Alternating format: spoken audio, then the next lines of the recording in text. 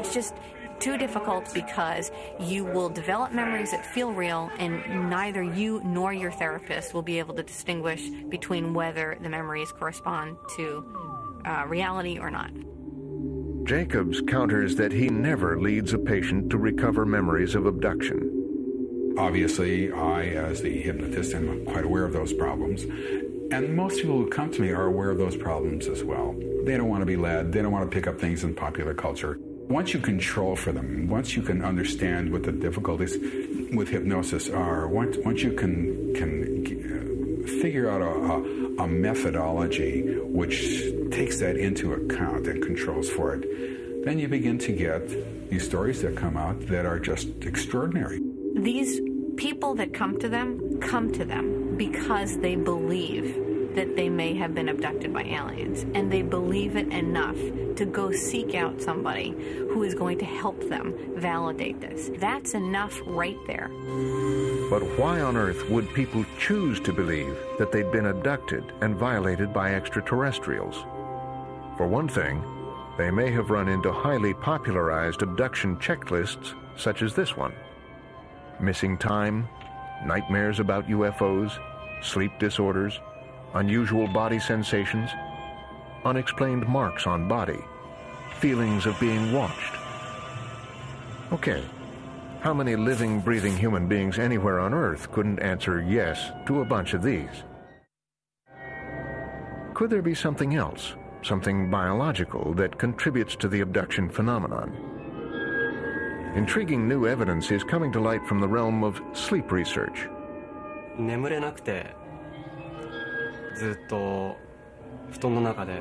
I tried to fall asleep in my bed for a while. All of a sudden, my body became really stiff. Though I was still conscious, I wasn't able to move my body at all. I sensed the presence around me, then felt as though something was right by my feet. I saw an apparition like a pale old woman hunching over and staring at me. Sounds similar to the beginning stages of the alien abduction experience? With good reason, according to Japanese sleep researcher Dr. Kazuhiko Fukuda. I like UFOs and science fiction, but I'm very doubtful that these things actually exist. Most people who experience alien abduction have a similar experience, waking up in the middle of the night, then realizing that the body can't move. They sense some presence in the room, and the presence is an alien. These basic experiences can all be explained by sleep paralysis. For several years, Dr. Fukuda, a psychophysiologist at Fukushima University in Japan, has been studying sleep paralysis. It's commonly known here as kanashibari, or bound in metal, referring to the terrifying sense of immobility that sleep paralysis induces. Sleep paralysis occurs around REM, or rapid eye movement sleep. Because we dream during REM sleep, the brain temporarily disconnects our ability to move, so we won't act out our dreams and perhaps injure ourselves. It's an ingenious little mechanism, but if it fails to reconnect once you begin to emerge from sleep, you'll awake and feel paralyzed. In a sleep lab at the university, Dr. Fukuda attempts to recreate sleep paralysis.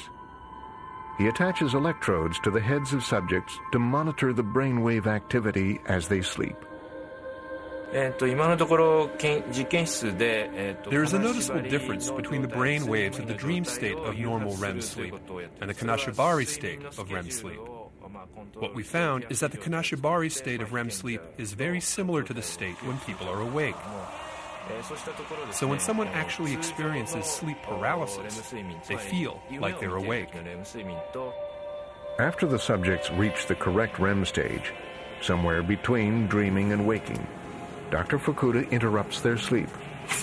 Then he asks questions about what they were feeling at the moment. Many say that they were dreaming, and some report experiences that are consistent with sleep paralysis. I could not move my hands. I felt like they were paralyzed. Some people see hallucinations. For example, They feel some weight on their chest or stomach, and when they open their eyes, something is sitting on them or standing by their feet. Some hear strange sounds, or sometimes feel like their body is floating. Dr. Clancy finds Dr. Fukuda's results compelling. In her 6-year study of abductees, every subject developed his or her beliefs after describing an episode that is consistent with a Kanashibari-type sleep paralysis. You wake up in the middle of the night, you're unable to move, so you feel paralyzed, but you can still see things and hear things. And people will report seeing shadowy figures in the room or feeling like they're levitating. So you have dream mentation. It's kind of like getting into your waking state. So maybe the images that you were dreaming about are there in your room. As Dr. Clancy and Dr. Fukuda note, the kinds of interpretations given to sleep paralysis reflect the culture in which they occur. Kanashibari has been widely accepted in Japan. In the 1700s, the British feared a demonic incubus that attacked women as they lay in bed, unable to move. In Newfoundland, the condition is called old hag and takes the form of a frightening old witch that sits on the chest of the sleeper. In China, it's been known for centuries as ghost oppression. In Zanzibar, it's called Popobawa, a flying cycloptic dwarf. For a present-day American culture awash in UFO beliefs, perhaps it's natural for sleep paralysis to be interpreted as alien abduction. But the question remains, what could anyone gain from believing something so terrifying that aliens had abducted and violated them? What is not often talked about is that there are huge positive benefits, that there's something bigger than us, something technologically superior that's out there. And it gives people a new outlook on their lives and the purpose of their lives and the world we live in. And that is an enormous benefit that I don't think has been really touched on by abduction researchers. I think they're sort of tone deaf to the positive benefits accrued from these experiences. Close encounters of all varieties seem to be plaguing us with increasing frequency as time goes on. But does that mean they're genuine?